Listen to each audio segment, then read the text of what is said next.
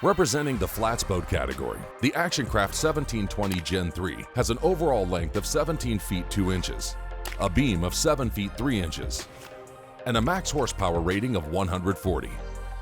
Designed for a comfortable ride and shallow water performance, she has a draft of 7 to 9 inches, a dead rise of 17 degrees, a dry weight of 910 pounds, and a fuel capacity of 28 gallons. Now, let's hear more from our hosts.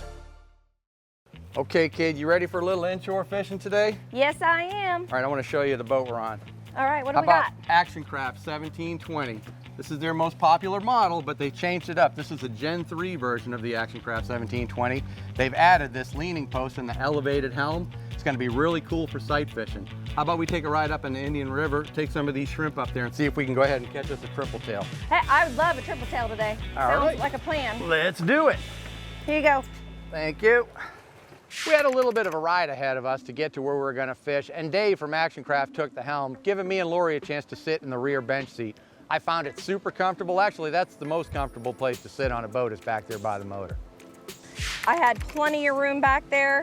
Never felt like I was going to fall out of the boat, which is huge to be said on a flats boat. Super wide, but the best part is those seats fold down. Now I've got my fishing platform.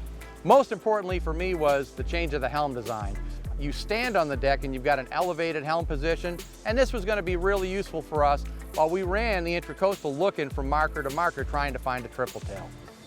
With our trolling motor down, I was able to hold the position with the spot lock and put Dave on one side of the boat and Lori on the other, and have both of them throwing a shrimp at these markers. It was super easy to work that thing thoroughly, and we left no stone unturned.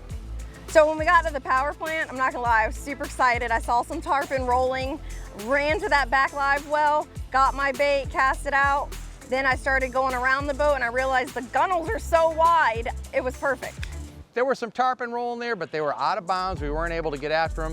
So I pushed over to the edge of a flat with the trolling motor, climbed up on top of the poling platform. My visibility was really good up there, and that platform was so big, I was easily able to stand on it and fish from up there.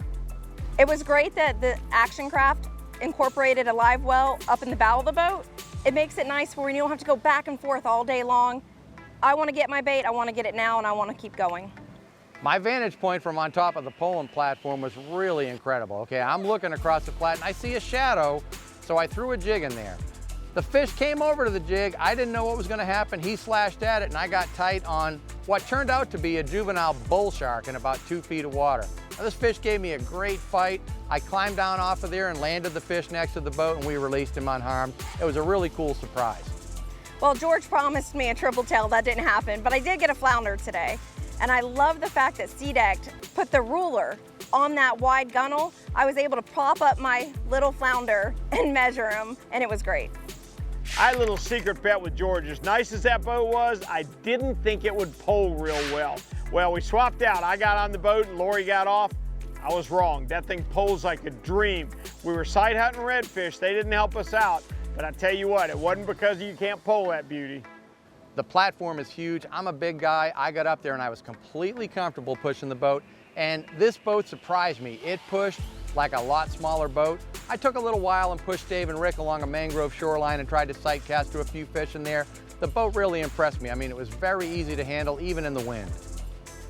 For as long as there's been an ActionCraft, they've called their ride the Qui-Dry ride. 2 reasons. First off, it's a dry running flats boat. Second off, it lands perfectly quietly. Not a sound. I loved it on the way back. George, it seems like everybody in the industry is trying to get more versatile with their boats, get their boats to do more things. I am tickled to death with ActionCraft. This 1720 is a shallow water weapon. That's what it's good for. It definitely is. And you know what else that really jumps out at me about this boat is that, you know, ActionCraft's a great company. They've been around forever. This is such a popular boat, and they're never one to just put their feet up and say, we're good with this. Always willing to take a chance and make something better, and they've definitely done it with this Gen 3. The steering and seating is awesome. I mean, the boat is really, really an improvement on an already great design. I love that I could walk all the way around and nothing got in my way. Nobody was tripping on each other, and that's a lot to be said about a boat, especially 17-foot flats boat. Let me tell you what the old man feels like this afternoon. My feet aren't tired. No, I'm not kidding. standing on this sea deck all day long, which they've got on all the fishable areas here, makes a difference. I am not as tired today as I would be if I was on a regular non-skid deck. Listen, at the end of the day, I was really excited about seeing this boat, and it did not disappoint. The Action Craft 1720 Gen 3, definitely worth taking a look at.